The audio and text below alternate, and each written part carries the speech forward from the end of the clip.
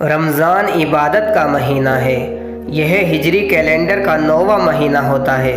اسلام کے مطابق اللہ تعالیٰ نے اپنے بندوں پر 5 چیزیں فرض کی ہیں، جن میں کلمہ، نماز، روزہ، حج اور زکوٰۃ شامل ہے۔ کلمہ مسلمانوں کا عقیدہ ہے۔ نماز تو روزانہ ہی پڑھی جاتی ہے، لیکن روزے کا فرض ادا کرنے کا موقع رمضان میں آتا ہے۔ حدیثوں کے مطابق رمضان کے ہر نیکی کا ثواب 70 نیکیوں کے برابر ہوتا ہے، اور اس مہینے میں عبادت کرنے پر 70 گنا ثواب حاصل ہوتا ہے۔ اسی مبارک ماہ میں اللہ نے اپنے آخری رسول حضرت محمد صلی اللہ علیہ وسلم پر قرآن نازل کیا تھا۔ قرآن میں اللہ تعالیٰ فرماتا ہے، اے رسول صلی اللہ علیہ وسلم، اسی اللہ نے یہ کتاب تم پر حق کے ساتھ نازل کی ہے۔ یہ ان سب آسمانی کتابوں کی تصدیق کرتی ہے جو اس سے پہلے نازل ہوئی ہے، اور اسی نے تورات اور انجیل نازل کی ہے۔ اسلامی تاریخ کے مطابق دوسری ہجری میں رمضان کے روزے فرض کیے گئے تھے۔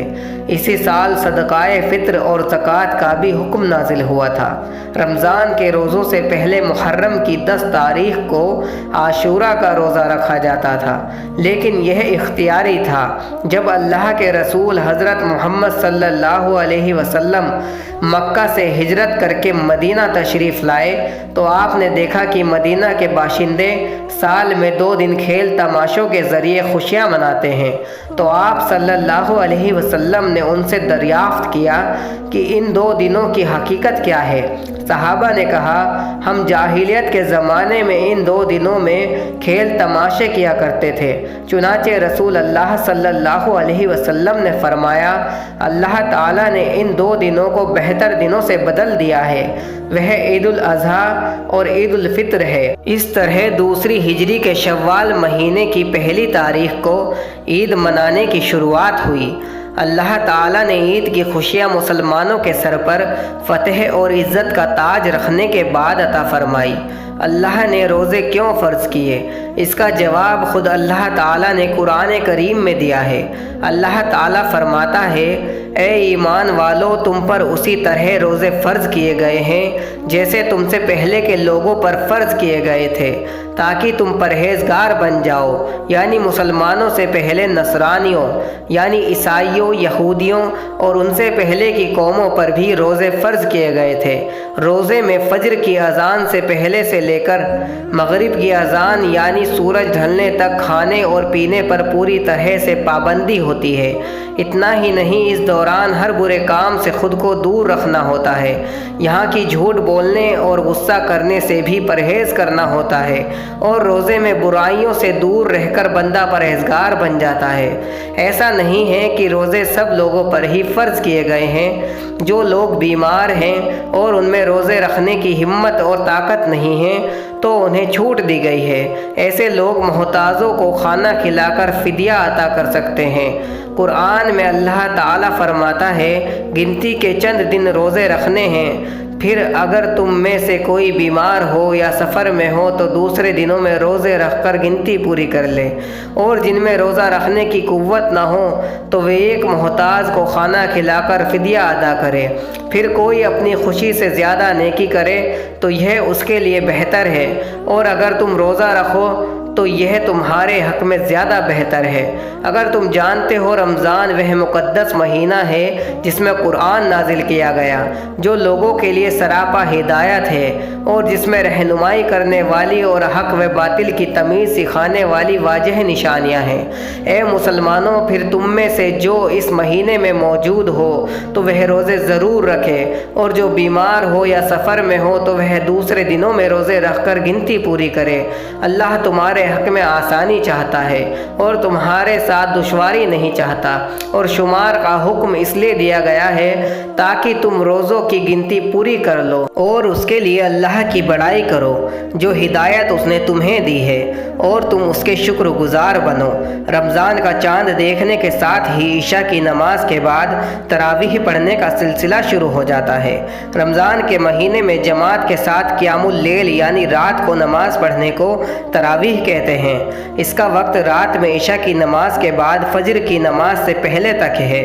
حضرت محمد صلی اللہ علیہ وسلم نے رمضان میں قیام اللیل میں بے حد دلچسپی لی۔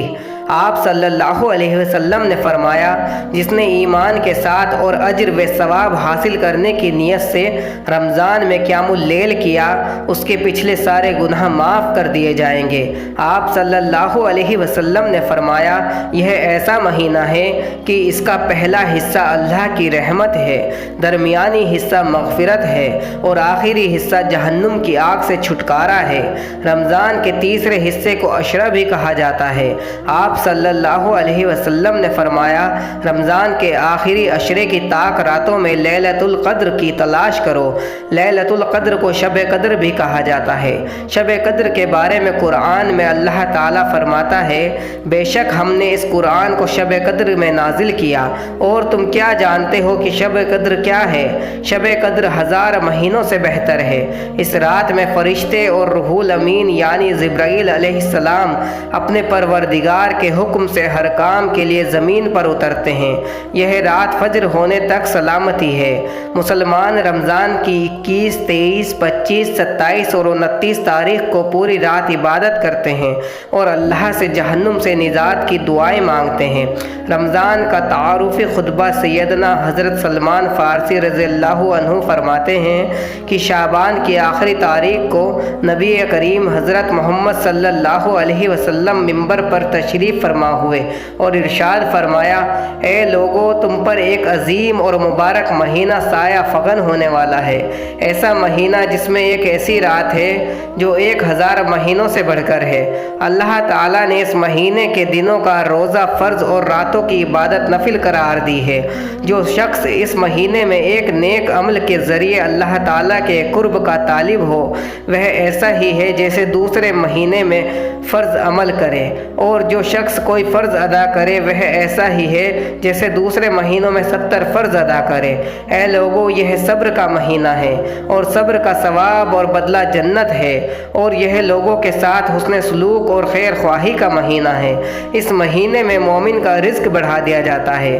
جو آدمی اس مبارک مہینے میں کسی روزے دار کو افطار کرائے تو اس کے گناہ معاف کر دیے جاتے ہیں، اسے جہنم سے آزادی کا پروانہ ملتا ہے، اور روزے دار کے ثواب میں کمی کیے بغیر افطار کرانے والے کو بھی اس کے برابر ثواب سے نوازا جاتا ہے۔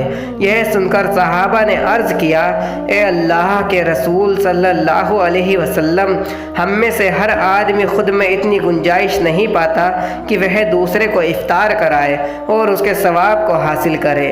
اس سوال پر رحمت عالم صلی اللہ علیہ وسلم نے اپنے صحابہ کو ایسا جواب دیا جس سے ان کی مایوسی خوشی میں بدل گئی۔ آپ صلی اللہ علیہ وسلم نے فرمایا، اللہ تعالیٰ یہ انعام ہر اس شخص پر فرماتا ہے جو کسی بھی روزے دار کو ایک گھونٹ دودھ یا لسی، ایک عدد کھجور، یہاں تک کہ ایک گھونٹ پانی پلا کر بھی افطار کرا دے۔ ہاں، جو شخص روزے دار کو پیٹ بھر کھلائے تو اللہ رب العالمین اسے قیامت کے دن میرے حوض کوثر سے پانی پلائے گا، جس کے بعد اسے کبھی پیاس نہیں لگے گی، یہاں تک کہ وہ ہمیشہ کے لیے جنت میں داخل ہو جائے گا۔ پھر آپ صلی اللہ علیہ وسلم نے فرمایا، یہ ایسا مہینہ ہے جس کا پہلا عشرہ رحمت، درمیانی عشرہ مغفرت اور آخری عشرہ جہنم سے آزادی کا ہے۔ جو شخص اس مہینے میں اپنے غلام کے بوجھ کو ہلکا کر دے تو اللہ تعالیٰ اس کی مغفرت فرماتا ہے اور آگ سے آزادی دیتا ہے۔ اے لوگو، اس مہینے میں 4 چیزوں کی کثرت رکھا کرو۔ پہلی کلمہ طیبہ لا الہ الا اللہ، دوسری استغفار، تیسری جنت کی طلب، چوتھی آگ سے پناہ۔ حضرت ابو ہریرہ رضی اللہ عنہ سے روایت ہے کہ نبی کریم حضرت محمد صلی اللہ علیہ وسلم نے ارشاد فرمایا، جب ماہ رمضان آتا ہے تو آسمان کے دروازے کھول دیے جاتے ہیں، جہنم کے دروازے بند کر دیے جاتے ہیں اور شیطانوں کو قید کر دیا جاتا ہے۔ حضرت عمر بن عبداللہ رضی اللہ عنہ سے روایت ہے کہ نبی کریم صلی اللہ علیہ وسلم نے ارشاد فرمایا، قیامت کے دن روزے اور قرآن بندے کی شفاعت کریں گے۔ روزے عرض کریں گے کہ اے اللہ، میں نے اسے دن میں کھانے اور شہوت سے روکا، اس لیے تو اس کے لیے میری شفاعت قبول فرما۔